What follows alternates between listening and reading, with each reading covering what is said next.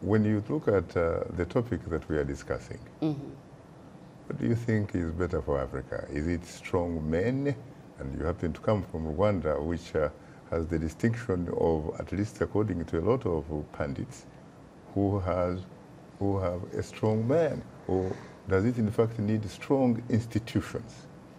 I guess, Shaka, sometimes it becomes a challenge because when you look at the history, either US or even Africa, strong men have led to some development. Independence of Africa was achieved because of Kwame Nkrumah, people like Patrick Lumumba, people like Haile Selassie of Ethiopia. So yes, you need strong men to some degree to champion certain political culture. When you look at US, we have people like George Washington, the first president here.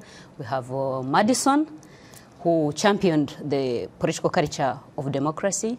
But again, as he said, Madison, he said, truth be told, when power is in the hands of men, then we should not really trust those men. Therefore, a need to do a check and balance.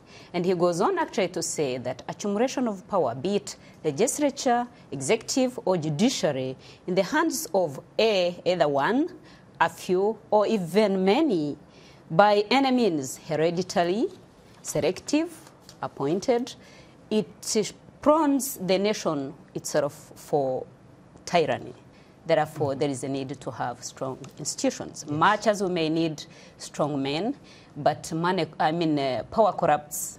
Therefore, we need a check and balance. And absolute power does what? Corrupts. Absolutely. Absolutely. So basically, on the continent of Africa, where we have corruption, we have, in the real sense, the democracy we talk of, it's not as it is here. Like I was watching these elections which have been going on. Rarely do you see an opponent party occupying the other part of the parliament. But here it happens. We have Democrats really occupying the Congress, the House of Representatives. So for us, we haven't reached there. Well, of course, you know, you really cannot generalize Africa because there are some countries in Africa which actually reflect that. Yeah. South Africa, for example. It can even recall an incumbent president without completing his tenure. And they have not only recalled one, but in fact two, but the last time I checked. Do you know why they are able to do that? Because of strong institutions, separation of power. Literally, there is no way executive party is going to corrupt judiciary. There is no way they are going to corrupt the parliament. Those institutions are independent. And even the ruling party itself, the ANC, is in fact democratic. Sure. So basically, if you really you are looking for promoting a healthy democracy, you need strong institutions.